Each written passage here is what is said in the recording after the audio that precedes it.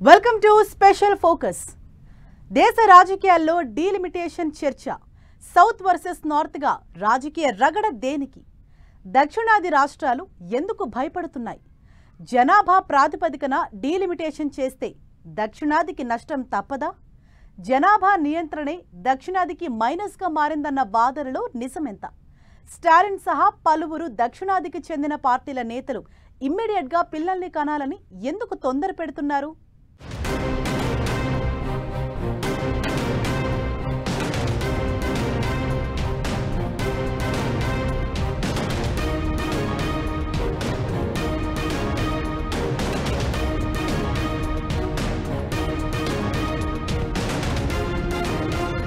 దేశ రాజకీయాల్లో డీలిమిటేషన్ రగడ. South versus north గా మారిన రాజకీయ రగడ. దక్షిణాది రాష్ట్రాలు ఎందుకు భయపడుతున్నాయి? జనాభా ప్రాతిపదికన డీలిమిటేషన్ చేస్తే దక్షిణాదికి నష్టమేనా? ఎంపీ సీట్లలో దక్షిణాదికి నష్టం తప్పదా? జనాభా నియంత్రణే దక్షిణాది రాష్ట్రాలకు శాపంగా మారనుందా? డీలిమిటేషన్ ఇప్పుడు దేశవ్యాప్తంగా రాజకీయంగా హాట్ గా చర్చకు దారితీస్తున్న అంశం. పార్లమెంటు నియోజకవర్గాల డీలిమిటేషన్ రగడతో నార్త్ వర్సెస్ సౌత్ అన్నట్లుగా రాజకీయం మారింది. నియోజకవర్గాల పునర్విభజనపై దక్షిణాది రాష్ట్రాల్లో భయం కమ్ముకుంది.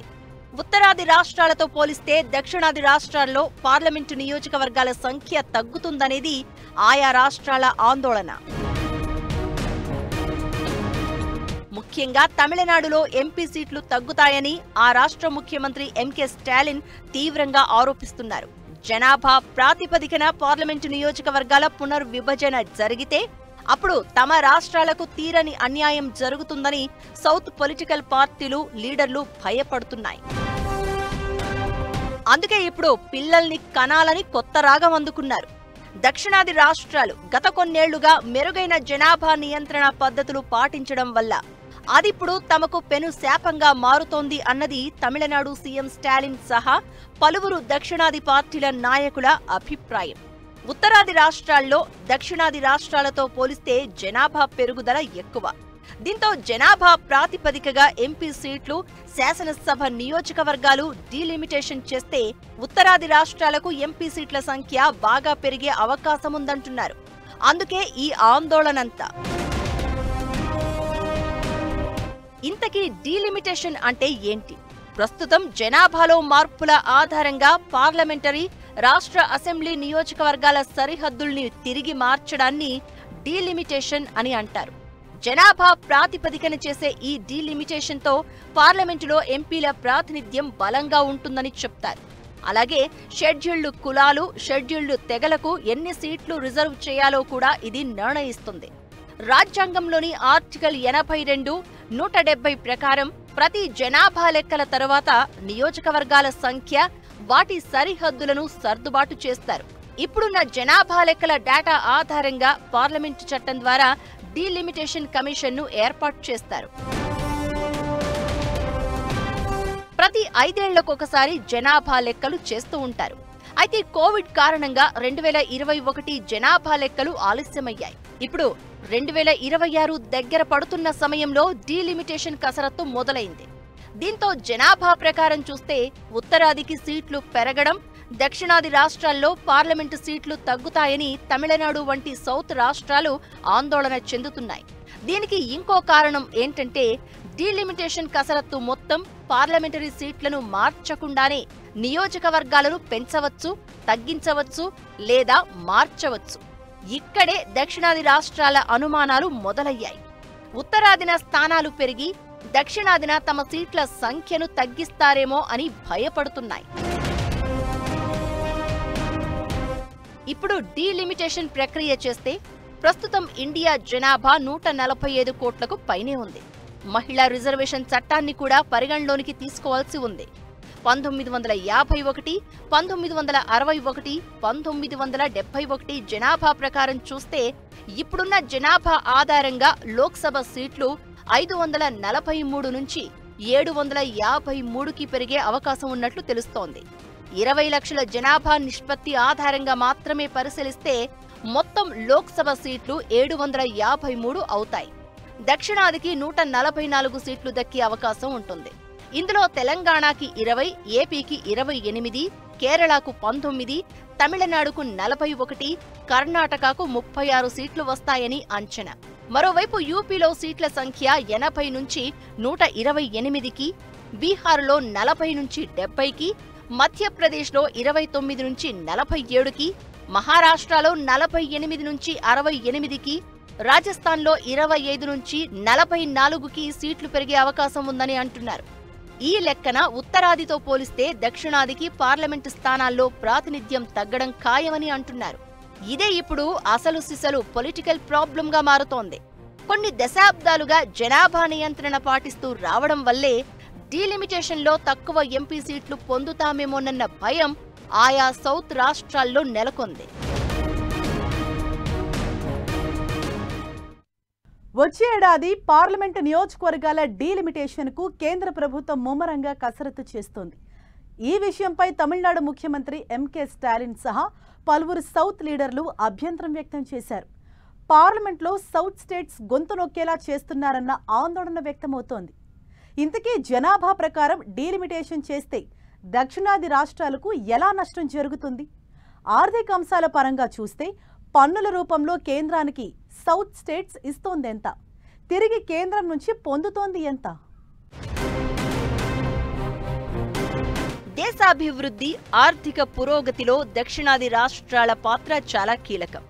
దేశ జీడీపీలో దక్షిణాది రాష్ట్రాలైన తమిళనాడు, ఏపీ, తెలంగాణ, కర్ణాటక, కేరళ వాటా 33%. మిగతా 24 రాష్ట్రాల వాటా 67%.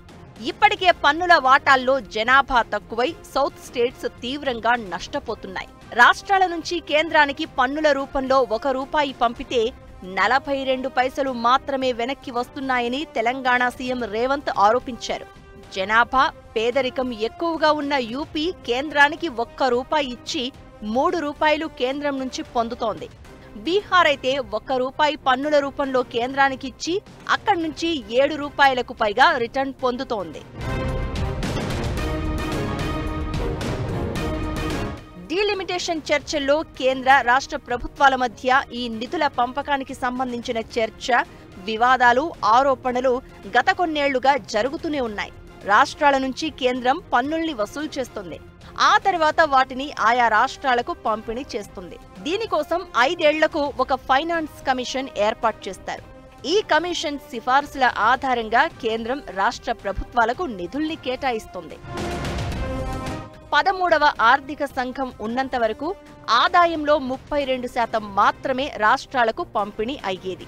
14వ ఆర్థిక సంఘం రాష్ట్రాలకు నిధుల కేటాయింపును 32 నుంచి 42% పెంచింది.